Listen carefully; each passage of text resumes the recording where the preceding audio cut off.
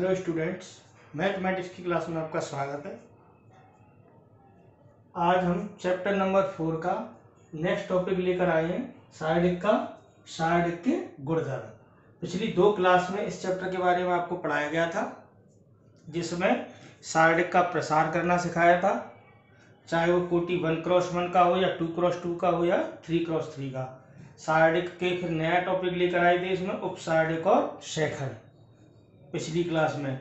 आज हम इस चैप्टर में बढ़ाने जा रहे हैं नया टॉपिक, सारडिक के गुणधर्म। देखिए, सारडिक का एक ही क्वेश्चन आएगा पेपर में 3 नंबर का, और वो क्वेश्चन गुणधर्मों पर आधारित होगा। पेपर में सिद्ध करवाएगा क्वेश्चन और गुणधर्मों का प्रयोग उसमें करना होगा। अगर गुणधर्मों का प्रयोग करना सीखते हैं, आप समझते हैं, तो 110% अब 3 नंबर वाले क्वेश्चन को आप हल कर पाओगे। तो ये मोस्ट इंपोर्टेंट टॉपिक है इस चैप्टर का, सारडिक के गुणधर्म। तो देखते हैं क्या क्या इसके गुणधर्म है। तो कंटिन्यू समझते हैं। इसके 7-8 गुणधर्म है जो काम के हैं, और उनको सबको समझाता हूँ, विद एग्जाम्पल समझाता हूँ मैं आपको। इसके अलावा ये गुणधर्म अगर आप सीखते हैं तभी इस चैप्टर में काम हो पाएगा आगे। तो स्टार्ट करते हैं आज का टॉपिक, सारडिक के गुणधर्म। पहला गुणधर्म, सारडिक के गुणधर्मों में पहला गुणधर्म यह है कि यदि किसी सारडिक की पंक्ति तथा स्तंभों का परस्पर विनिमय कर दिया जाए, अर्थात पंक्तियों को स्तंभ बना दिया जाए, स्तंभों को पंक्ति, तो सारडिक का मान अपरिवर्तित रहता है। क्या लिखा रहे हैं देखें, यदि किसी सारडिक की, ये फर्स्ट प्रॉपर्टी है, यदि किसी सारडिक की पंक्ति तथा स्तंभों का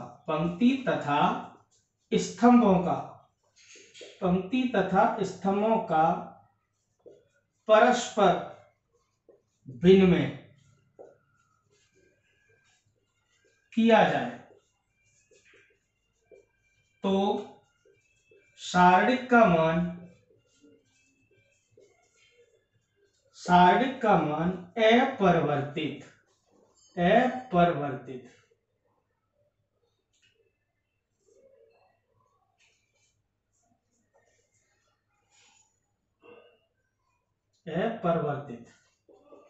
अपरिवर्तित रहता है, अनचेंज।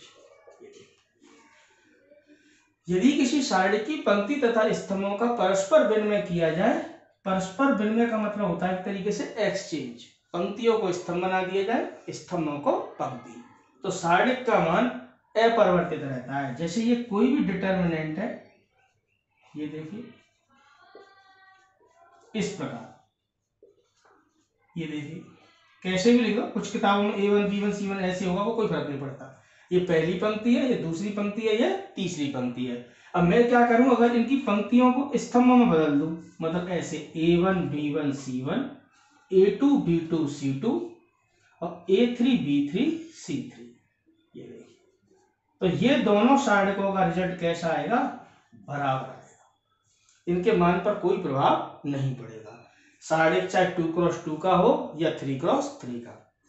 एग्जाम्पल देखते हैं एक, ये देखिए, जैसे कोई भी सारडिक ले लो आप, इजी से इजी, जैसे 1 2 3 4 5 6 -1 2 0 ऐसे। ये देखिए, अगर मैं इसकी पंक्तियों स्तंभों को, इस सारडिक का मान निकाल के देखो, ये देखो क्या आएगा, R1 के सापेक्ष प्रसार करा लो। प्रसार किसी के सापेक्ष कर सकते हैं, किसी भी पंक्ति अथवा किसी भी स्तंभ, और ऐसा नहीं है कि हमने किसी अन्य पंक्ति के सापेक्ष कर दिया तो उसका मान अलग आएगा, नहीं, चूंकि सारडिक का मान निश्चित होता है, तो किसी भी पंक्ति अथवा किसी भी स्तंभ के सापेक्ष आप प्रसार कर लेना। जैसे आपने R1 के सापेक्ष प्रसार किया, इसमें देखो ना, R1 के सापेक्ष प्रसार, ये आपको पिछली क्लास में सिखाया जा चुका है। तो प्लस माइनस +1 के लिए ये हटेगा, ये हटेगा, 5 का गुणा 0 से 0, -2 6 के 12, -2 के लिए ये हटेगा, ये हटेगा, 4 का गुणा 0 से 0, -1 का गुणा 6 से माइनस क्या हो जाएंगे, +3 के लिए ये हटेगा, ये हटेगा, मतलब कौन कौन हटता है, जो पंक्ति है वो पंक्ति हट जाएगी, जहां पर स्थित है वो हट जाएगा। जैसे पहली पंक्ति तीसरा स्तंभ, ये कहां पर स्थित है, 3, पहली पंक्ति तीसरा स्तंभ, 4 अवयव बचेंगे, 4 दूनी 8, माइनस माइनस माइनस क्या हो जाएगा प्लस, क्या आया माइनस के 12, माइनस के ही 12 और 8 और 5 13, 13 का गुणा 3 से 13 तिया 39, 12 और 12 कितने 24, 24 गए 39 में से कितना बचा 15। ये मैंने इस प्रकार निकाला। अब मैंने एक साइड एक ऐसी ली है जिसमें पंक्ति और स्तंभों का परस्पर विनिमय करा दिया है। 1 2 3 को ऐसे लिख दिया, ये देखिए 4 5 6 को ऐसे लिख दिया, ये देखिए, और -1 2 3 -1 2 0, ये देखिए ऐसे पंक्तियों को स्तंभों में परिवर्तित कर दिया है। तो मैं देख रहा हूं क्या उस डेल्टा 2 का मान भी इतना ही आएगा। तो अपनी बात ये प्रॉपर्टी यहाँ पर ये वाला गुणधर्म हमारी समझ में क्लियर हो जाएगा कि साइड की पंक्ति तथा स्तंभों का परस्पर विनिमय किया जाए तो साइड का मान अपरिवर्तित रहता है। इसका ही प्रसार कर लो, किसी के सापेक्ष कर सकते हो, R1 के सापेक्ष कर लीजिए आप, क्या आएगा डेल्टा 2 का मान निकालना यहाँ पर प्लस माइनस प्लस, ये डेल्टा 1 डेल्टा 2 तो मैंने नाम दे दिए हैं, ये पहला साइड का और ये दूसरा, ये पहला है और इससे दूसरा बना लिया, मतलब साइड की पंक्ति और स्तंभों का परस्पर विनिमय कर। तो देखते हैं उसका मान क्या निकलता है, प्लस माइनस प्लस, तो 1 के लिए ये हटेगा ये हटेगा, 5 का गुणा 0 से 0, माइनस 6 दूनी 12, माइनस 4 के लिए ये हटेगा ये हटेगा, 2 का गुणा 0 से 0, माइनस 3 दूनी 6, प्लस माइनस प्लस प्लस आएगा लेकिन माइनस है तो माइनस रहेगा, ये हटेगा ये हटेगा, 2 का गुणा 6 से 12, माइनस 3 का गुणा 5 से 15, इसको हल करेंगे तो माइनस के 12 आया, माइनस माइनस क्या 4 से कितने हो गए 24, और यहाँ से 12 में से 15 के माइनस के 3, माइनस 3 का -1 से गुणा कितने हो गया प्लस के 3, 24 में से 12 गए 12, 12 और 3 कितने हो गए 15। तो आपने क्या देखा, इसका मान भी 15 था तो इसका मान भी 15, मतलब डेल्टा 1 बराबर काय के हैं डेल्टा 2 के। कहने का मतलब अगर किसी साइड की पंक्ति तथा स्तंभों का परस्पर विनिमय किया जाए तो साइड का मान अपरिवर्तित रहता है। देखिए इसका मान 15 था तो पंक्ति और स्तंभों को चेंज करके हमने डेल्टा 2 नई साइड बना ली थी, तो उसका मान भी कितना आया 15। डेल्टा 1 है डेल्टा 2, दोनों के मान कैसे हैं समान, डेल्टा 1 डेल्टा 2 तो मैंने नाम दे दिए मत दो, मतलब ये कोई साइड था जिसका मान 15 था, अगर मैंने इसकी पंक्ति और स्तंभों का परस्पर विनिमय करा दिया तो उसका मान भी कितना आया 15। तो निष्कर्ष की बात समझ में आ गई होगी। ये हमारा फर्स्ट प्रॉपर्टी है, पहला गुणधर्म है P1 कि यदि किसी साइड की पंक्ति तथा स्तंभों का परस्पर विनिमय किया जाए तो साइड का मान अपरिवर्तित रहता है, अनचेंज, जैसा है वैसा ही रहता है। तो मुझे लगता है ये बात समझ में आ गई होगी। ठीक, पहली गुणधर्म समझ में आ गया। अब दूसरा देखिए, दूसरा गुणधर्म क्या कहता है वो समझते हैं। एक एक गुणधर्म आपकी समझ में आना चाहिए और इनको धीरे धीरे देखेंगे। दूसरा गुणधर्म ये कहता है P2 कि यदि किसी साइड की किन्हीं दो पंक्ति अथवा स्तंभों का परस्पर विनिमय किया जाए, किन्हीं दो पंक्तियों का, समझ रहे हो, जैसे R1 R2 से बदल दिया जाए R2 R1 से, तो साइड का संख्यात्मक मान तो वही रहता है किंतु उसका चिन्ह बदल जाता है। क्या लिख रहा हूं मैं, देखो यदि किसी साइड की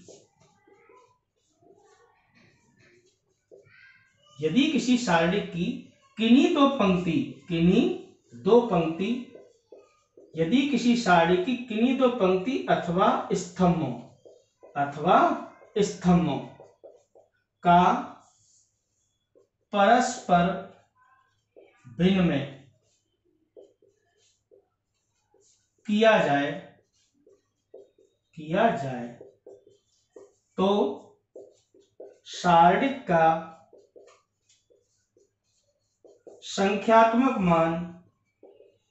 तो साइड का संख्यात्मक मान वही रहता है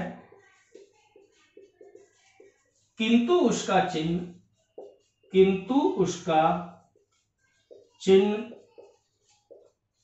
बदल जाता है। ये देखिए, यदि किसी साइड की किन्हीं दो पंक्ति अथवा स्तंभों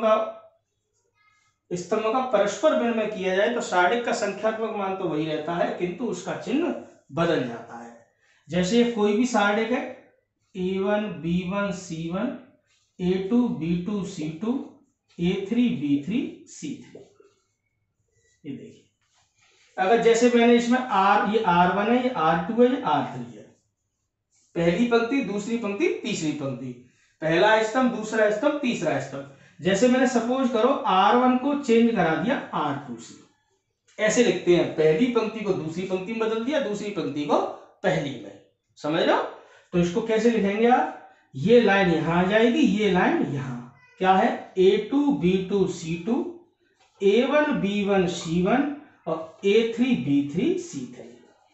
ये देखिए, तो अब इसका मान समान नहीं आएगा, जैसे इसका मान 15 है तो इसका मान माइनस के 15 आएगा, इसका 4 है तो इसका माइनस के 4 आएगा, अगर इसका माइनस 4 है तो उसका क्या आएगा, प्लस के 4, मतलब इसका चिन्ह कैसा हो जाएगा, बदल जाएगा। ये देखिए, समझ लो, इसका ऋणात्मक आएगा, ये 4 है तो -4 आएगा, ये -4 है तो प्लस के 4 आएगा, ये बात इसका मान, तो इसीलिए यहाँ पर माइनस लगा दिया है। तो यही लिखा है, यदि किसी सारणिक की किन्हीं तो पंक्ति अथवा स्तंभों का परस्पर विनिमय किया है तो सारणिक का संख्यात्मक मान तो वही रहता है, किंतु उसका चिन्ह बदल जाता है। एग्जाम्पल, इसी एग्जाम्पल में आगे बढ़ाते हैं, देखो जरा, अभी समझ में आ जाएगा। ये देखिए, परफेक्टली बात है। जैसे इस सारणिक का मान हमारा 15 था, करेक्ट है ये मान, ठीक है ना। अगर मैंने मान लो इसमें R1 को चेंज करा लिया R2 से, ये देखिए, और नई सारणिक ले ली डेल्टा 2, तो 100% इसका मान 15 है तो उसका मान कितना आएगा, -15। तो ये तो गुणधर्म सही सही माना जाएगा ये। तो देखो, हमने R1 को R2 में बदल दिया, ये 1 2 3 को यहां लिख दिया, ये देखिए, पंक्ति और स्तंभों को नहीं बदला, वो तो पहला गुणधर्म था, केवल यहाँ पर किन्हीं दो पंक्ति अथवा किन्हीं दो स्तंभ। ऐसा नहीं R1 को R2 से बदल लो, R1 को R3 से बदल सकते हो, C1 को C2 से बदल सकते हो, C1 को C3 से। दिमाग में एक बात ये आ रही होगी, हमें गुणधर्मों का करना क्या करेंगे, जब सवाल प्रूफ करने वाले आएंगे, सिद्ध करने वाले आएंगे, तब इनकी जरूरत पड़ेगी, और कैसे पड़ेगी वो आपको प्रश्नावली में समझ में आने लग जाएगा। फिलहाल गुणधर्मों पर ध्यान देना है। तो पहली पंक्ति को दूसरी में बदल दिया, दूसरी को पहली में, तो 1 2 3 यहां लिख दिया, 4 5 6 यहां लिख दिया, ये देखिए, -1 2 0 -1 2 0 ये यहां लिख दिया, ये देखिए, क्लियर है। अब इसका प्रसार कर लो, वही R1 के सापेक्ष कर लिया करो, आसान रहता है R1 के सापेक्ष।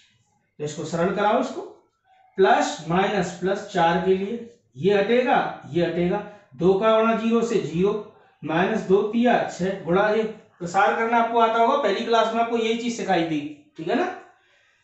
ये हट गया, ये हट गया, प्लस -5 के लिए ये पंक्ति हट जाएगी, ये स्तंभ, 1 का गुणा 0 से 0, -1 का गुणा 3 से -3, तो माइनस माइनस क्या हो जाएंगे, प्लस, प्लस माइनस प्लस 6 के लिए क्या होगा, ये हटेगा, ये हटेगा, 2 माइनस माइनस के 2 कैसे हो जाएंगे, प्लस के, यहाँ पर क्या आया, -6 का गुणा 4 से माइनस के 24 आ गया, 3 का गुणा माइनस के 15 आ गया, और 2 2 4 और 6 के 24 हो गए, 24 से 24 यहाँ पे कैंसिल हो गया, क्या आया, -15।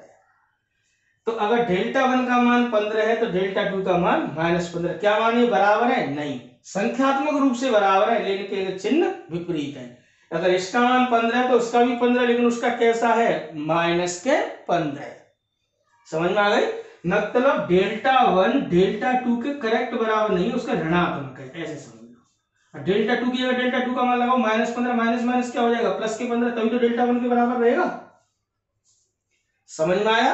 पिछले वाले में डेल्टा 1 बराबर था डेल्टा 2 के, दोनों सारणिक के मान बराबर थे। वो गुणधर्म क्या था, लेकिन सारणिक की किन्हीं दो पंक्ति की सारणिक की पंक्ति तथा स्तंभों का, सभी पंक्ति तथा स्तंभों का परस्पर विनिमय किया जाए तो सारणिक का मान अपरिवर्तित रहता है, पहला गुणधर्म।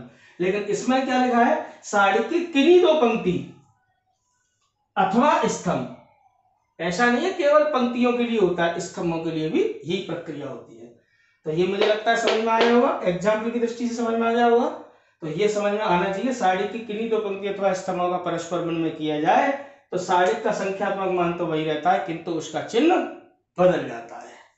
तो ये बहुत इंपॉर्टेंट गुणधर्म था, इसको समझ में आ गया होगा।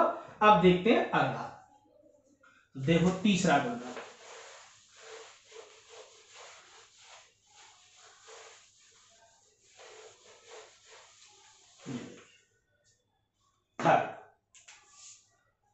अगर ये चीज समझ में आने लग जाती है तो इस सारणिक को आपको ये वाला चैप्टर आप आसानी से हल कर पाओगे। गुणधर्म नंबर 3 क्या है, गुणधर्म नंबर थर्ड ये है कि यदि किसी सारणी की कोई दो पंक्ति अथवा स्तंभ समान हो, मतलब उनके अवयव समान हो, तो सारणी का मान शून्य होता है। आपको प्रसार करने की जरूरत नहीं पड़ती है, डायरेक्टली लिख सकते हो 0। यदि किसी सारणी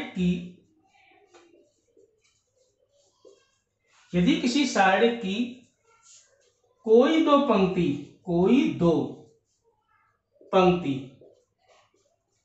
अथवा स्तंभ समान हो,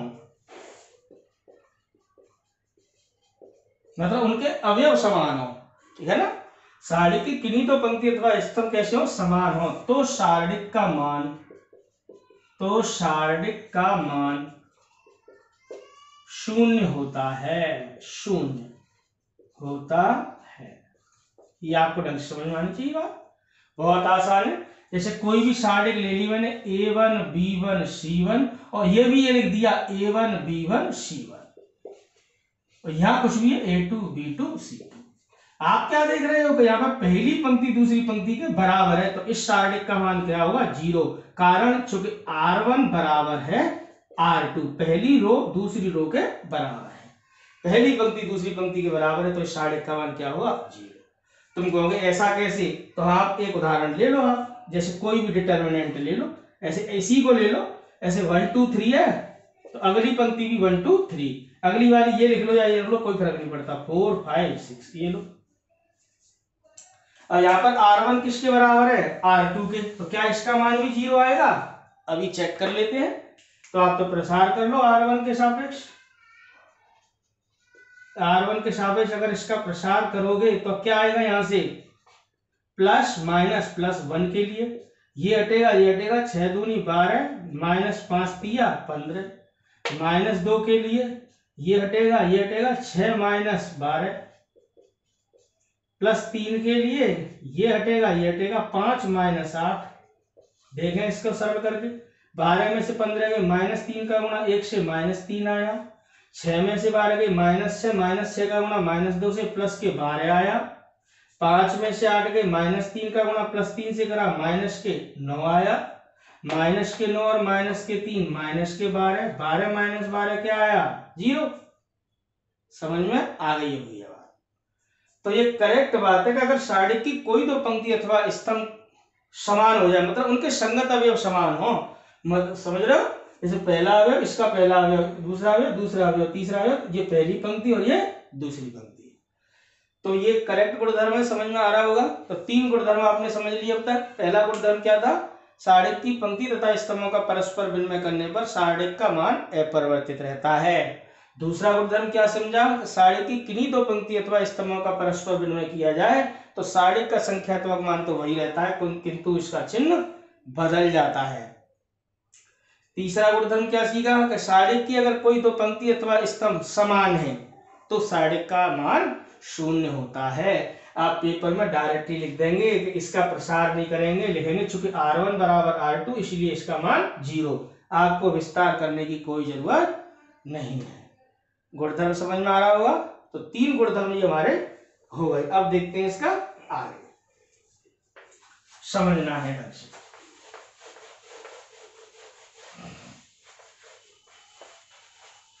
ये मैंने एक उदाहरण ले लिया, आप तो कोई सा ले लेना, ये समझाने के लिए ले दिया। चौथा ये गुणधर्म यह है कि यदि किसी सारणी की किसी पंक्ति अथवा स्तंभ, कोई एक पंक्ति अथवा स्तंभ मैं अगर मान लो 4 का गुणा कर दिया या 5 का गुणा कर दिया तो सारणी का मान भी उतने ही गुना हो जाएगा। जैसे मान लो अगर इस पंक्ति में, पहली पंक्ति में मैंने मान लो 3 का गुणा कर दिया तो मान इसका भी 3 गुना आएगा, मतलब 15 नहीं आएगा, अब की बार कितना आएगा, 45। जैसे सपोज करो आपने इसमें R1 में 3 का गुणा कर दिया और नई सारणी ले ली, ये देखिए 3 6 9, 3 का गुणा कर दिया 3 6 9। पहले उदाहरण दे देता हूं फिर मैं आपको लिख दूंगा। 4 5 6 -1 2 0, ये देखिए। अब इसका प्रसार करके देखना R1 के सापेक्ष 100% इसका को नहीं आएगा, चलो 3 का गुणा किया जाए। देखो तो क्या आएगा, R1 के सापेक्ष प्रसार कर लीजिए आप यहाँ से, प्लस माइनस प्लस 3 के लिए ये हटेगा 5 का गुणा 0 से 0, 2 6 के 12, माइनस के 6 के लिए ये हटेगा 4 का गुणा 0 से 0, माइनस से माइनस माइनस क्या होगा प्लस, प्लस 9 के लिए क्या होगा ये हटेगा 4 दूनी 8, माइनस माइनस 5 का क्या होगा प्लस के, अब क्या आएगा 12 तिया 36, 6 6 के 36, 8 और 5 13, 13 नंबर कितने हो गए, 8 और 5 13 नंबर 170। ये देखिए यहां से क्या आया 170, तो प्लस के, और 36 और 36 कितने हो गए 72, 170 में से 72 घटाओ यहाँ पे, 7 में से 2 गए 5, और 11 में से 7 गए कितने आए 4, कितना आया 45, ये कितना था 15, तो इसका 3 गुना हो गया कि नहीं हो गया। मतलब आप देख रहे हो डेल्टा 2 का मान डेल्टा 1 के मान का कितना हो गया 3 गुना, क्योंकि R1 में कितने का गुणा कर दिया था 3 का, 3 का गुणा करोगे तो 3 गुना हो जाएगा, 5 का गुणा करोगे तो 5 गुना। समझ में आया होगा। जैसे ये कोई सारणिक है A1 B1 C1, A2 B2 C2, A3 B3 C3, अगर ये दोनों, अब ये सारणिक इसी सारणिक के बराबर है, ऐसे लिख लो A1 B1 C1, A2 B2 C2, A3 B3 C3। जैसे अब ये तो इसके बराबर है ही, अगर मान लो आपने पहली पंक्ति में k का गुणा कर दिया तो इसका मान भी कितना हो जाएगा k गुना हो जाएगा, कितना हो जाएगा k गुना। जैसे R1 में आपने 3 का गुणा कर दिया तो डेल्टा का मान भी डेल्टा 1 के मान का कितना हो गया 3 गुना। समझ में आ रही होगी ये बात। इसको सिस्टम से लिखते हैं, थोड़ा सा एग्जाम्पल आपकी समझ में आ गया होगा। R1 में आपने 3 का गुणा करा तो रिजल्ट भी 3 गुना हो गया, केवल एक पंक्ति में। सभी अवयवों में गुणा करने की जरूरत नहीं है, सारणिक का ही तो गुणधर्म है ये। आव्यूह में तो प्रत्येक अवयव में गुणा होता है, सारणिक में ऐसा नहीं होता है, और आव्यूह का तो वैसे कोई मान ही नहीं होता, जबकि सारणिक का मान निश्चित होता है। तो ये आपकी समझ में आ गई होगी। तो इसको थोड़ा सिस्टम से लिख देते हैं, उसको समझना। तो गुणधर्म क्या कहता है, यदि किसी सारणिक की किसी एक पंक्ति अथवा स्तंभ,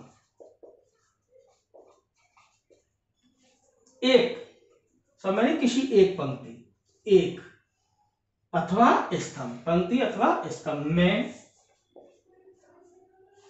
किसी राशि k का गुणा किया जाए, k का गुणा 2 3 5 कुछ भी हो सकता है, किसी राशि k का गुणा किया जाए तो सारणिक का मान भी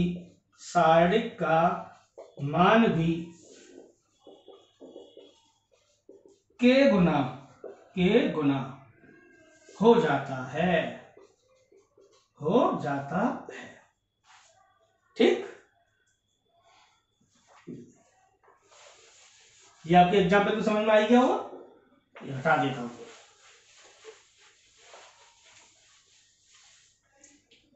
जैसे ये कोई सारणिक है A1 B1 C1, A2 B2 C2, A3 B3 C3।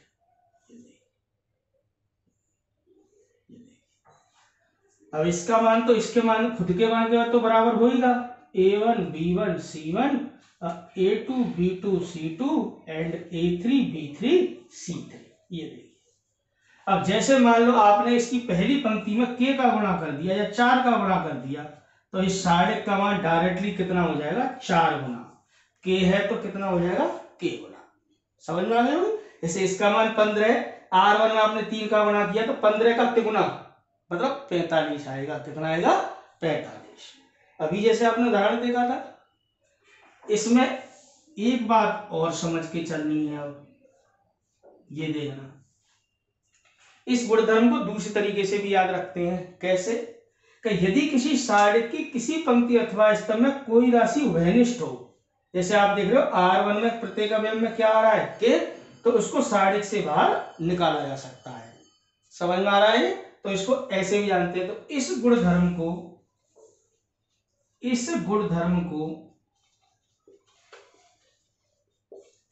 ऐसे भी समझा जाता है कि यदि किसी सारणिक की किसी पंक्ति अथवा स्तंभ में कोई राशि उभयनिष्ठ हो तो उसे सारणिक से बाहर निकाला जा सकता है। इस गुणधर्म को ऐसे भी समझा जाता है कि यदि किसी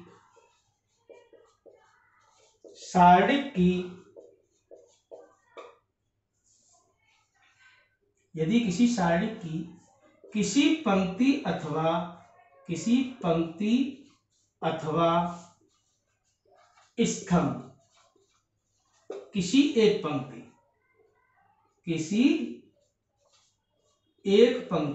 यदि किसी सारणी की किसी एक पंक्ति अथवा स्तंभ में कोई राशि उभयनिष्ठ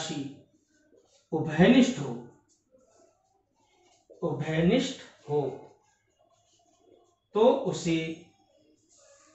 तो उसे सारणिक से बाहर निकाला जा सकता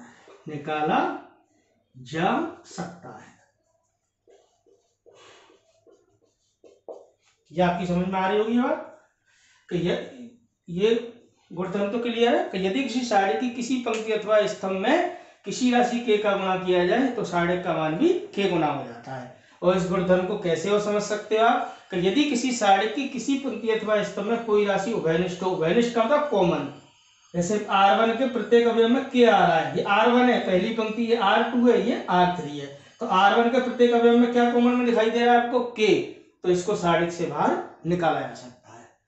तो एक बार इसको समझो, अभी इसको आगे बढ़ाता हूं मैं।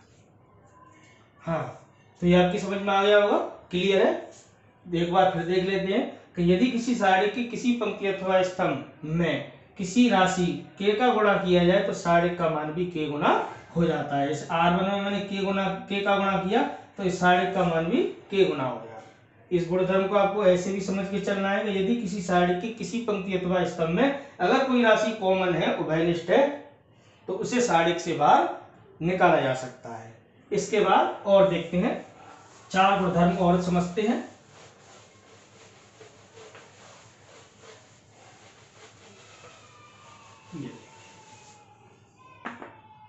तो गुणधर्म नंबर देखेंगे 5वां, समझना ढंग से। गुणधर्म नंबर ये 5वां क्या कहता है कि यदि किसी सारणी की किसी पंक्ति अथवा स्तंभ का प्रत्येक अवयव 2 राशियों का योगफल हो तो उस सारणी को उसी कोटि के 2 सारणिकों के योगफल के रूप में लिखा जा सकता है। समझना मैं क्या कह रहा हूं। यदि किसी सारणी की किसी पंक्ति अथवा स्तंभ, यदि किसी सारणी की किसी एक पंक्ति अथवा स्तंभ, पूरा शब्द लिखना चाहो लिख सकते हो, किसी एक पंक्ति अथवा स्तंभ का प्रत्येक अवयव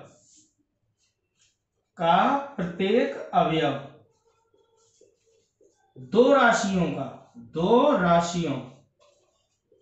का योग हो तो उस सारणिक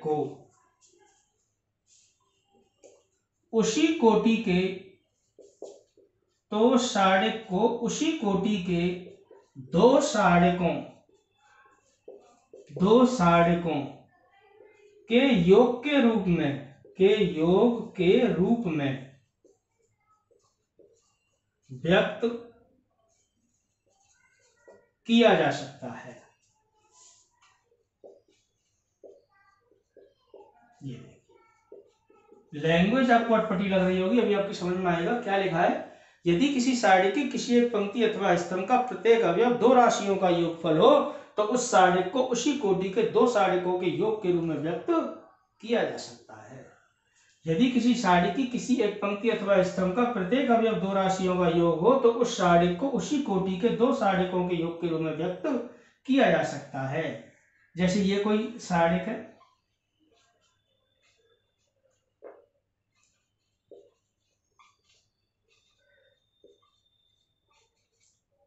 सपोज करो इसका पहला स्तंभ दो राशियों का योगफल हो। जैसे यहां पर लिखा हो a1 plus lambda 1, a2 plus lambda 2, a3 plus lambda 3।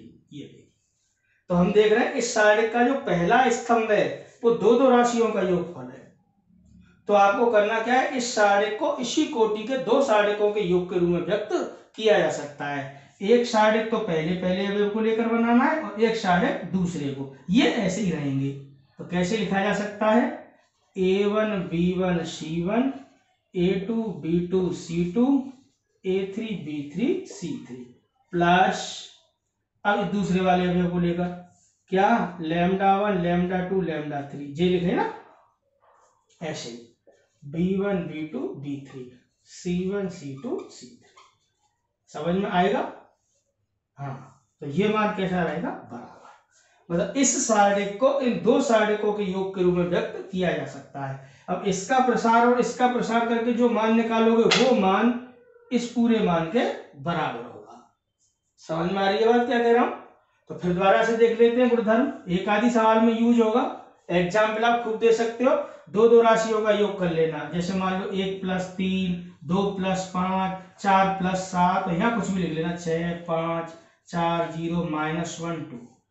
अब एक तो पहले पहले अवयव को लेकर 1 6 5 2 4 0 4 -1 2 ऐसे, और एक दूसरे वाले अवयव को लेकर, दूसरा वाला क्या है 3 5 7, ये देखिए 6 4 -1 5 0 2। आप अपने आप उदाहरण लेके देखना। तो इसका प्रसार करना, इसका जो रिजल्ट आए उन दोनों को जोड़कर उसका मान इसके मान के बराबर होगा। इसका मान मतलब ये वैल्यू कितनी है 4, ये 7, ये 11, 4 7 11 ऐसे। तो इसका मान इन दोनों सारणिकों के योगफल के बराबर होगा। समझ में आ रही है मैं क्या कह रहा हूं? आगे होगी समझ में। एक तो पहला पहला अवयव को लेकर, एक दूसरा दूसरा, ये तो ऐसे ही रहेंगे 6 4 -1 5 0 2, 6 4 -1 5 0 2। इसका मतलब समझ लो, इसको आप क्या कह सकते हो 4, इसको क्या कह सकते हो 7, इसको 11। तो यहाँ तो प्रसार कर लेना, इसका मान रख लेना और इन दोनों का प्रसार करके जोड़ना, जो रिजल्ट आएगा वो ये दोनों मान कैसे आएंगे, बराबर। तो आपकी समझ में आ गई होगी ये बात। उदाहरण आप खूब दे सकते हो, क्योंकि ज्यादा सवालों में नहीं लगता। इसका अगला वाला है, उसके मैं आपको उदाहरण देता हूं और मोस्ट इंपोर्टेंट गुणधर्म आने वाला है। तो ये समझ में आ गया होगा आपके, तो ये बिल्कुल फिक्स है। आप घर पर एग्जाम्पल लेकर देख लेना, बिल्कुल राइट रिजल्ट आएगा। तो अब देखते हैं इसका अगला गुणधर्म। ये देखिए, तो पांचवा गुणधर्म समझ में आ गया हुआ है। अब देखिए इसका छठा गुणधर्म, जो कि ज्यादातर सवालों में, हर सवाल में लगभग यूज होता है। तो इसको ढंग से समझना है। ये एक बार समझ में आ गया, इसके कई उदाहरण लेंगे तो गुणधर्म नंबर छठा देखेंगे, ठीक है ना। तो वही सारणिक के गुणधर्म, सारणिक के गुणधर्म। टॉपिक अपना कौन सा चल रहा है, सारणिक के गुणधर्म, प्रॉपर्टीज ऑफ डिटरमिनेंट। तो अब इसका छठा गुणधर्म देखेंगे। छठा गुणधर्म क्या कहता है, इसमें पहले इसकी लैंग्वेज समझते हैं कि छठा गुणधर्म ये कहता है कि यदि किसी सारणी की किसी पंक्ति अथवा स्तंभ में किसी अन्य पंक्ति अथवा स्तंभों को किसी संख्या से गुणा करके जोड़ा अथवा घटाया जाए तो सारणिक का मान अपरिवर्तित रहता है। क्या है जरा समझना। यदि किसी सारणिक की किसी पंक्ति अथवा स्तंभ में, किसी पंक्ति अथवा स्तंभ में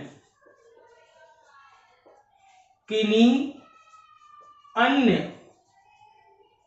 पंक्ति अथवा स्तंभों को किसी संख्या से गुणा करके जोड़ा अथवा घटाया जाए, जोड़ा अथवा घटाया जाए। ये देखिए, तो सारणिक का मान अपरिवर्तित रहता है। मोस्ट इंपोर्टेंट गुणधर्म है, अपरिवर्तित रहता है। ये समझ में आ जाना चाहिए। ये समझ में आ गया तो यह समझ लो आपकी सारणिक क्लियर हो गई। क्या लिखा है फिर दोबारा से देखिए, यदि किसी सारणिक की किसी पंक्ति अथवा स्तंभ में किन्हीं अन्य पंक्ति अथवा स्तंभों को किसी संख्या से गुणा करके जोड़ा अथवा घटाया जाए तो सारणिक का मान अपरिवर्तित रहता है।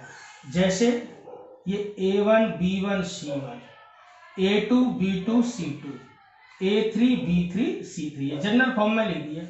सपोज करो मैंने पहली पंक्ति में दूसरी पंक्ति को लैम्डा का गुणा करके जोड़ दिया, लैम्डा का मतलब 4 5 6 कुछ भी, और तीसरी पंक्ति को म्यू का गुणा करके घटा दिया। क्या लिख दिया ये, पहली पंक्ति में दूसरी पंक्ति को लैम्डा का गुणा करके जोड़ दिया और म्यू का गुणा करके तीसरी पंक्ति को घटा दिया। जहां लैम्डा और म्यू कोई शून्येतर अदिश राशि है, मतलब जीरो नहीं, कोई भी वैल्यू है, जैसे 2 है, ये 5 है, कुछ भी है। देखने में अटपटा लग रहा है, अभी उदाहरण करेंगे तो आपकी समझ में आएगा। क्या लिखा है, पहली पंक्ति में क्या किया है, दूसरी पंक्ति को लैम्डा का गुणा करके, लैम्डा का मान जैसे मान लो 4 है तो दूसरी पंक्ति को 4 का गुणा करके जोड़ रहे हैं, और तीसरी पंक्ति को मान लो ये 5 है, 5 का गुणा करके घटा रहे हैं। किसमें, R1 में। ये संक्रियाएं कहलाती हैं। क्या कहलाती हैं, संक्रियाएं या ऑपरेशंस। तो R1 में क्या ऑपरेशन लगा रहे हैं हम, कि R1 में R2 को लैम्डा का गुणा करके जोड़ रहे हैं और म्यू का गुणा करके घटा रहे हैं R3 को। तो कहने का मतलब सारणिक का मान अपरिवर्तित रहेगा। जैसे ये R1 है, इसको R2 को लैम्डा का गुणा करके जोड़ रहे हैं और म्यू का गुणा करके R3 को घटा रहे हैं। केवल एक संक्रिया लगा सकते हो, ऐसे केवल R1 में R2 को जोड़ सकते हो किसी संख्या का गुणा करके, मत करो गुणा, एक का गुणा करके समझ लो, लैम्डा का मान 1 भी हो सकता है। तो ये तो मैंने डबल लिख दिया है ऐसे, पहली पंक्ति में दूसरी पंक्ति को, ये तो जनरल फॉर्म लिखी है, अभी आपको उदाहरण दूंगा। R1 में हमने R2 को लैम्डा का गुणा करके जोड़ा है और म्यू का गुणा करके R3 को घटाया है।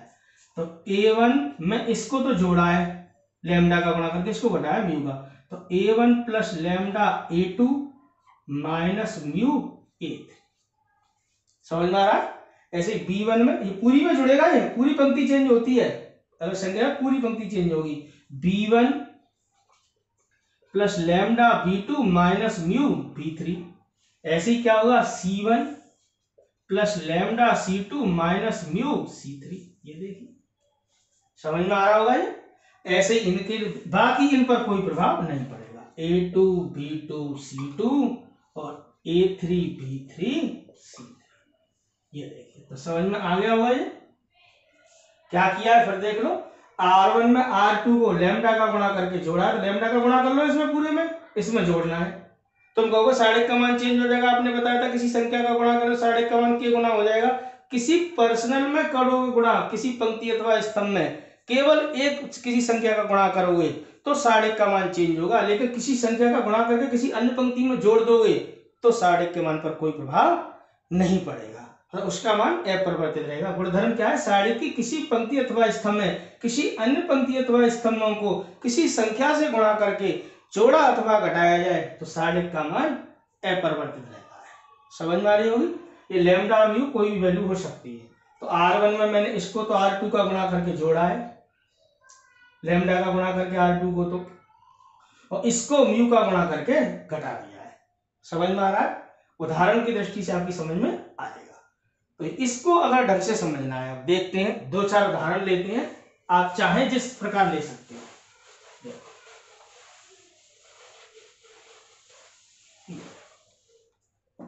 एग्जाम्पल, गुणधर्म नंबर 6 पर एग्जाम्पल है। जैसे आप कोई भी पहले एक सारणिक ले लो छोटा सा, उसका मान निकाल के रख लो, ठीक है ना। तो देखते हैं ऐसे 1 2 3 0 1 2 4 1 5, इसका मान निकाल लो। R1 के सापेक्ष प्रसार कर लो, किसी के सापेक्ष कर लो, कोई फर्क नहीं पड़ता। R1 के सापेक्ष प्रसार, ये लो ऐसी उतार लो, उसको डेल्टा 1 का हो या मत कहो, कोई फर्क नहीं पड़ता। प्लस माइनस प्लस 1 के लिए ये हटेगा, ये हटेगा, क्या आएगा 5 - 2, -2 के लिए ये हटेगा, क्या आएगा 0 - 8, +3 के लिए ये हटेगा, क्या आएगा 0 - 4, क्या आएगा यहाँ से 5 में से 2 गया तो 3, 2 - 8, 2 का गुणा माइनस के 8 से करोगे, माइनस के 2 का, प्लस के 16 और 4 का गुणा 3 से 12, 16 और 3 19 में से 12 गए कितने हैं 7। ये क्लियर है। पर इस साढ़े का फिक्स मान क्या है 7 है, ये कोई साढ़े है। अब मैंने क्या किया, एक ऐसा साढ़े लिया, ये देखो पहली पंक्ति कहलाती है, ये दूसरी पंक्ति, ये चीज समझना, ये आप जानते ही हो पहले से, ये R1 है, ये R2 है, ये R3 है। जैसे ये C1 है, ये C2 है, ये C3 है, ये तो आप पहले से जानते हो। अब मैं उस संक्रिया का प्रयोग करा रहा हूं।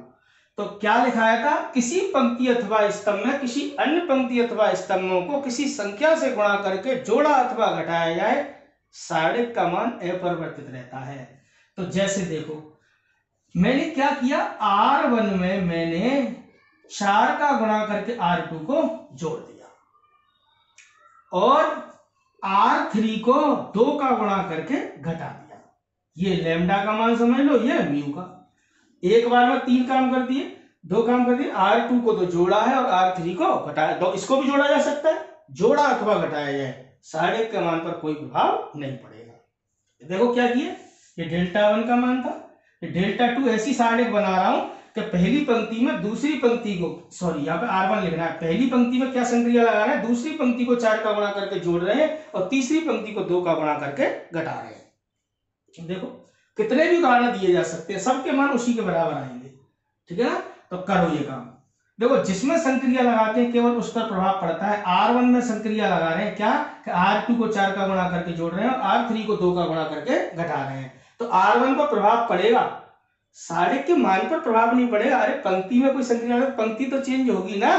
तो देखो करो, 4 का गुणा करके R2 को जोड़ना है, तो इसमें 4 का गुणा करके इसमें जोड़ना है, इसमें 2 का गुणा करके इसमें से घटाना है। तो करो, तो 4 का गुणा करोगे इसमें तो 0 ही रहेगा, इसमें जोड़ोगे तो 1 ही रहेगा, इसमें 2 का गुणा करोगे तो क्या आएगा 8, 1 में से 8 जाएंगे, क्या आएगा -7। क्या ये चीज समझ में नहीं आ रही। अरे ये R1 है, R2 है, R3 है। R1 में क्या कर रहे हो, R2 को कितने का गुणा करके 4 का गुणा करके जोड़ रहे हो और R3 को कौन 4, इसमें कितने का गुणा कर रहे हो 2 का गुणा करके घटा रहे हो। ऐसे कर लो तो यही वैल्यू आएगी। करो सर, 1 4 में 0 गुणा -8, क्या आया -7। समझ में आया। अब इसके लिए देखो ये पूरी तो चेंज होगी ना R1, 2 में क्या कर रहे हो, R2 को तो 4 का गुणा करके जोड़ रहे हो और R3 को 2 का गुणा करके घटा रहे हो। बस ऐसे लिख लो, तो 2 ऐसे ही रहेगा, 2 4 -2 क्या आएगा 4। फिर दोबारा से R1 में R2 को कितने का गुणा करके 4 का गुणा करके जोड़ रहे हो और R3 को कितने का गुणा करके 2 का गुणा करके घटा रहे हो। अलग से कैलकुलेशन कर लो, तो 3 + 4 दूनी 8, 5 दूनी 10, 3 और 8 11, 11 में से 10 गए 1, तो यहाँ पर क्या रह गया 1। समझ में आई है क्या लिखा है मैंने, समझ में आ रही है। ये संक्रिया लगा के ये नई सारणिक बनाई है, देखो। तो ये सारणिक तो फिक्स थी जिसका मान 7 था। मैंने क्या किया, इस सारणिक में गुणधर्म लगाया है, छठा गुणधर्म आपको समझा रहा था कि सारणिक की किसी पंक्ति अथवा स्तंभ में, तो मैंने कौन सी पंक्ति ली है R1, आप कोई सी ले सकते हो, किसी अन्य पंक्ति अथवा स्तंभों को, अन्य पंक्ति कौन सी, पंक्ति है तो पंक्ति लेनी है, स्तंभ है तो स्तंभ, इस बात का विशेष ध्यान रखना। तो पहली पंक्ति में मैंने क्या किया, दूसरी पंक्ति को 4 का गुणा करके जोड़ा है और तीसरी पंक्ति को 2 का गुणा करके घटाया है। समझ में आ रही होगी ये बात।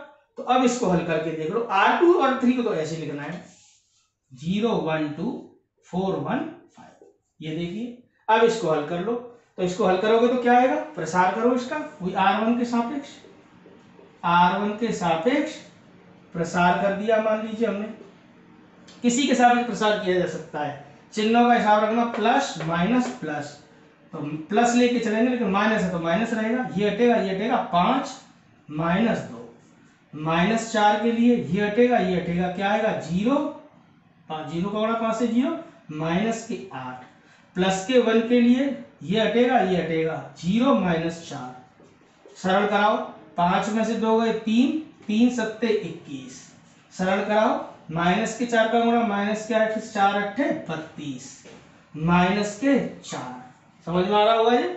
32 ऐसे ही लिख दिए और माइनस के 21 और माइनस के 4 माइनस के 5 और 32 में से 5 गए तो कितना आया 7। देखो डेल्टा टू का मान भी वही आया कि नहीं आया। अरे डेल्टा 1 के बराबर आ गया, मतलब इस संक्रिया को लगाने पर साढ़े का मान पर कोई प्रभाव नहीं पड़ा। अर्थात पहली पंक्ति में दूसरी पंक्ति को 4 का गुणा करके जोड़ने पर और तीसरी पंक्ति को 2 का गुणा करके घटाने पर साढ़े के मान पर कोई प्रभाव नहीं पड़ा। समझ में आ रहा है ये। जरूरी नहीं है केवल डबल डबल काम करे, सिंगल भी कर सकते। और भी देखो कोई, जैसे मान लो मैंने स्तंभ संक्रिया लगाई है कि C1 में मैंने C2 को 3 का गुणा करके जोड़ दिया, C3 से कुछ नहीं कहा, केवल एक ही काम किया कि C1 में C2 को 3 का गुणा करके जोड़ रहे हो, तो अब की बार भी साढ़े का मान वही आएगा, यही 7। तो कहोगे C3 वाला भी हाँ तो ले लेना, कोई परेशानी नहीं है, ठीक है ना। ऐसा भी कर सकते हो केवल C1 में C2 को जोड़ दो। तुम कहोगे किसी का गुणा तो किया नहीं, तो उसको बल समझ लो गुणा, कोई प्रभाव नहीं पड़ेगा। तो यहाँ पर जैसे मान लो C1 में C2 को जोड़ा है, नई साढ़े बनाई है, C1 में C2 को जोड़ा 3 का गुणा करके, ये C1 है ये C2 है, इसमें 3 का गुणा करके इसमें जोड़ रहे हैं। तो देखो संक्रिया किस में लगा रहे हैं, C1 में फर्स्ट कॉलम में, तो C1 चेंज होगा, C2 चेंज नहीं होगा। C2 में तो केवल 3 का गुणा करके इसमें जोड़ रहे हैं। ठीक करो, तो 3 का गुणा करोगे 3 दूनी 6, इसमें जोड़ोगे तो 1 + 6 कितना हो गया 7। 3 का गुणा कराओगे 3, 0 में जोड़ोगे कितना आ जाएगा 3। 3 का गुणा करोगे 3, 3 और 4 कितना हो जाएगा 7। आया समझ में। बाकी ऐसे ही उतार लो, 2 1 1 3 2 5, प्रसार करके देख लो इसका। R1 के सापेक्ष जैसे प्रसार कर दिया, R1 के सापेक्ष प्रसार क्या आएगा, प्लस माइनस प्लस 7 के लिए ये हटेगा, ये हटेगा 5 - 2, -2 के लिए ये हटेगा, ये हटेगा 15 - 14। कैलकुलेशन आपको ध्यान रखनी है जो है, इसको हटाओगे 3 - 7, ये देखिए 2 5 में से 2 गया 3, 3 सत्ते कितने हो गए 21, 15 में 14 गया 1, 1 का गुणा 2 से 2, 3 में से 7 के -4 का गुणा माइनस के 12, 12 और 2 14, 21 में से 14 जाएंगे कितना बचेगा 7। वही आया, मतलब पहले स्तंभ में दूसरे स्तंभ को 3 का गुणा करके जोड़ा तो साढ़े के मान पर कोई प्रभाव नहीं पड़ेगा। तो आप एक नहीं कितने भी उदाहरण दे सकते हो, पंक्तियों की संक्रिया लगा सकते हो या स्तंभ की। स्तंभ संक्रिया लगा रहे हो तो स्तंभ को ही लेना, और पंक्ति लगा रहे हो तो पंक्ति को ही लेना। क्लियर हो गया होगा मुझे लगता है ये टॉपिक। और भी आप घर पर उदाहरण दे सकते हो, कोई सी पंक्ति ले लेना, किसी अन्य पंक्ति को किसी संख्या से गुणा करके जोड़ लेना या घटा लेना, साढ़े को फिर प्रसार करोगे तो उसका मान वही आएगा। साढ़े का प्रसार या विस्तार करने पर उसके मान पर कोई प्रभाव नहीं पड़ेगा। समझ में आ रही होगी बात। तो इस बात को थोड़ा सा लाना है अपने व्यवहारिक रूप में, तभी ये सवाल हमें कर पाएंगे। गुणधर्म लगाना समझ में आ रहा हो। और कोई लेना चाहो और ले लो, चलो एक और इसी में संक्रिया पंक्ति ले लो या स्तंभ ले लो, कोई सी ले लो जो भी मन में आ जाए आपके। जैसे C2 मैं संक्रिया लगा रहा हूं तो C1 को 2 का गुणा करके घटा रहा हूं। चलो C2 में संक्रिया लगा रहे हैं क्या कि C1 को 2 का गुणा करके घटा रहे हैं, C3 से कुछ नहीं कहा। तो संक्रिया किसमें लगाई जा रही है, कोई और ले लो, साढ़े डेल्टा 4 कर लो, मान वही आएगा।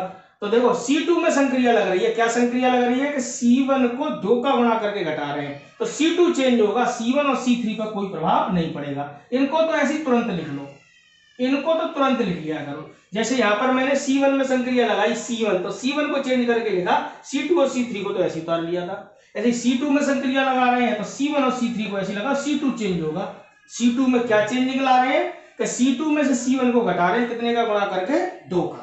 तो करो साहब, C2 में C1 को 2 का गुणा करें, करो 2 का गुणा, इसमें क्या आएगा 2, 2 में से 2 जाएगा क्या बचेगा 0, करो 2 का गुणा 0 ही रहेगा, 1 में से घटाओगे क्या रहेगा 1, करो 2 का गुणा 2 चौके 8, 1 में से घटाओगे तो क्या आएगा -7। क्लियर है, समझ में आ रहा होगा। क्या किया फिर देखो, C2 में से C1 को घटाया, कितने का गुणा करके 2 का।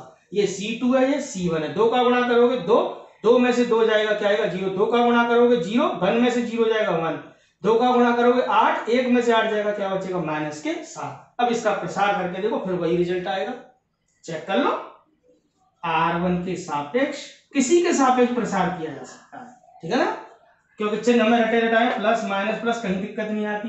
1 के लिए ये हटेगा ये हटेगा, 1 का गुणा 5 से 5 माइनस, माइनस 7 का गुणा माइनस 2 से माइनस 14, माइनस माइनस क्या होगा प्लस, प्लस माइनस। अब जीरो के लिए कुछ भी करोगे चूंकि जीरो का गुणा होगा तो जीरो ही बनेगा, 1 का गुणा होगा तो मान लो जीरो का गुणा होगा जीरो ही आएगा, नहीं करना चाहो कर लो, ये हटेगा, जीरो का गुणा 5 से 0 माइनस 8, तो ऐसे आएगा 0 माइनस 8, लेकिन जीरो का गुणा होगा तो क्या बना देगा जीरो, तो जीरो के लिए तो हमें करने की जरूरत है ही नहीं। समझ में आ रही होगी, जीरो माइनस, जीरो का गुणा 5 से 0, 4 का गुणा 2 से 8, प्लस माइनस प्लस 3 के लिए ये हटेगा, जीरो का गुणा माइनस 7 से 0 माइनस 4 का गुणा 1 से 4, सरल करा लो इसको, 14 और 5 कितने हो गए 19, जीरो तो ये है ही, 4 तिया 12, और 19 में से 12 का कितना आया 7। समझ में आ गया होगा ये। डबल डबल काम कर सकते हो, सिंगल काम कर सकते हो, किसी पंक्ति में किसी अन्य पंक्ति अथवा स्तंभों को, पंक्ति को किसी पंक्ति अथवा स्तंभ में किसी अन्य पंक्ति अथवा स्तंभों को किसी संख्या से गुणा करके जोड़ा अथवा घटाया जाए तो सारणिक का मान कैसा रहता है अपरिवर्तित, अनचेंज। क्लियर है ये पूरा। तो ये मोस्ट इंपोर्टेंट गुणधर्म था छठा, 2 वाले छोटे छोटे वो भी समझ के चलते हैं। देखिए हालांकि ये 7वां जो गुणधर्म लिखाने जा रहे हैं ये आपको पिछली क्लास में डिस्कस करा दिया था, फिर भी एक बार देख लेते हैं। ये क्या कह रहा था, कल हमने आपको लिखा था सारणिक की किसी पंक्ति अथवा स्तंभ के अवयवों का उसी के संगत सहखंडों के साथ गुणनफल का योग सारणिक के मान के बराबर होता है। और क्या लिखाया था दूसरा, सारणिक की किसी पंक्ति अथवा स्तंभ के अवयवों का किसी अन्य पंक्ति अथवा स्तंभ के संगत सहखंडों के साथ गुणनफल का योग 0 होता है। जैसे ये कोई भी हमारी सारणिक है, ऐसे समझो, ऐसे लिख दिया अब की बार मैंने अवयव,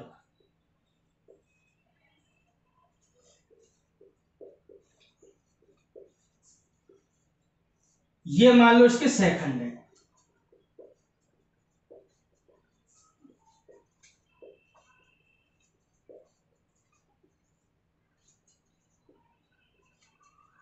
ये सहखंड है, कोफैक्टर, कैपिटल लेटर्स हैं ये सब, कैपिटल, थोड़ा सही से बना लेना, कैपिटल लेटर, ठीक, सही से कर देना सही।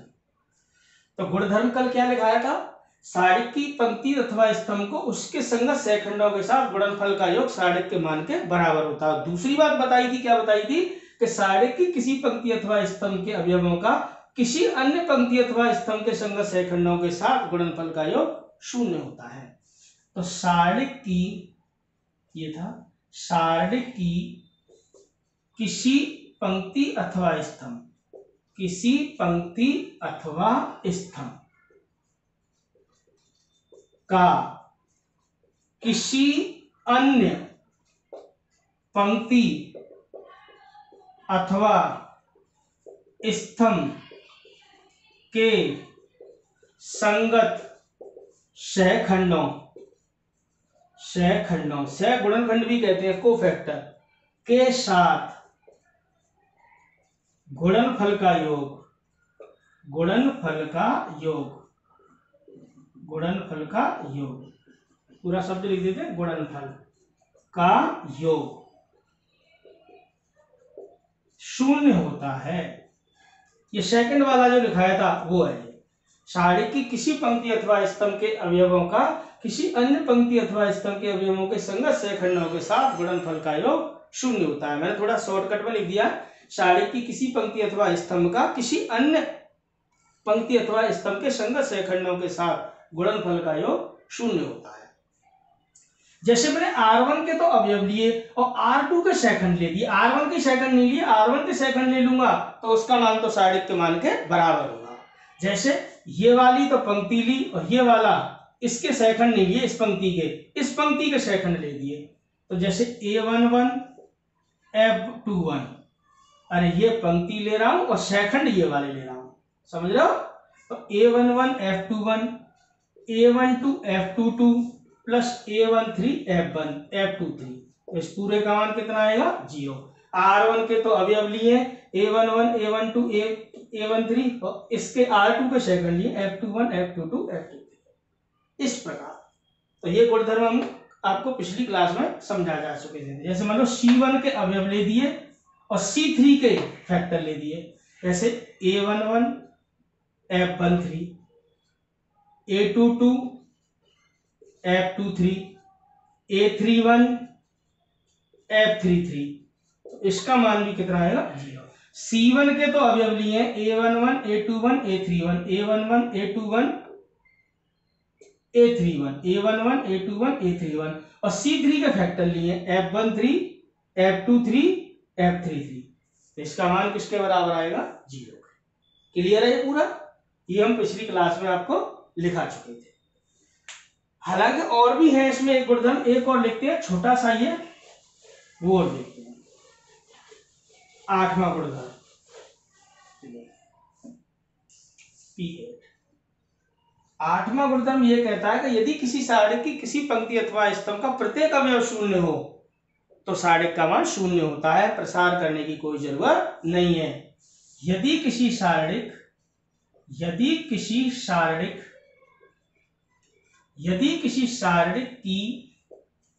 किसी पंक्ति अथवा स्तंभ, यदि किसी सारणिक की किसी पंक्ति अथवा स्तंभ का प्रत्येक अवयव शून्य हो, दोबारा से देख लेंगे। यदि किसी सारणी की किसी पंक्ति अथवा स्तंभ का प्रत्येक अवयव शून्य हो तो उस सारणिक का मान भी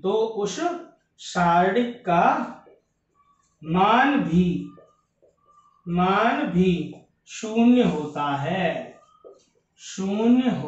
है। जैसे सपोज करो आपने ऐसी सारणी ली A1 B1 C1 A2 B2 C2 और मान लो यहां लिख दिया 0 0 0, तीसरी पंक्ति, तो इस सारणिक का मान 0 हो जाएगा। आपको इसका प्रसार करने की जरूरत नहीं है। और कारण भी लिख देना है, चूंकि R3 का प्रत्येक अवयव, R3 मतलब तीसरी पंक्ति का प्रत्येक अवयव कैसा है, शून्य है। क्लियर? आप कोई सा ले सकते हो उदाहरण, ऐसे 1 2 3 2 5 7, यहां लिख दिया 0 0 0। अब आप इसका प्रसार कर लो, चाहे तो इसी के सापेक्ष करोगे, क्योंकि 0 0 0 के लिए गुणा होगा तो 0 0 ही आएगा। आपने इसके सापेक्ष नहीं किया, आपने तो R1 के सापेक्ष में प्रसार किया, आपने तो अब तक यही करे, तो क्या आएगा प्लस माइनस प्लस 1 के लिए ये हटेगा 5 का गुणा 0 माइनस 0, माइनस 2 के लिए ये हटेगा 0 माइनस 0, किसी के सापेक्ष प्रसार किया जा सकता है, सारणिक का मान तो निश्चित होता है। और प्लस 3 के लिए क्या होगा, ये हटेगा 0 माइनस 0, आपको कैसे भी कर लेना, तो रिजल्ट तो क्या आएगा 0 ही रहेगा। 0 का गुणा 1 से 0 0 और 0। तो डायरेक्टली लिख देते हैं हम कि अगर किसी सारणिक की किसी पंक्ति अथवा स्तंभ का प्रत्येक अवयव अगर शून्य है तो सारणिक का मान भी शून्य होगा, उसका प्रसार करने की कोई आवश्यकता नहीं। एक और गुणधर्म आता है कि यदि किसी सारणिक का मान लो कोई एक मूल दे रखा है तो वो सारणिक को संतुष्ट करता है, वो एक क्वेश्चन में आएगा, आपको उसी समय उसको लिखा दिया जाएगा, ज्यादा काम में नहीं आता है। तो ये 8 जो गुणधर्म लिखा है इन्हीं का ज्यादा यूज होता है। तो आज की क्लास में आपको ये गुणधर्म समझ में आ गए होंगे। गुणधर्मों को अप्लाई कैसे कराना है, किस प्रकार सवाल हैंडल करना है, वो आपकी नेक्स्ट क्लास में समझ में आएगा। और एक छोटा सा टॉपिक और पढ़ाएंगे, 2 सारणिकों का गुणन, वो भी एक सवाल में ही यूज होगा, ज्यादा यूज उसका नहीं है।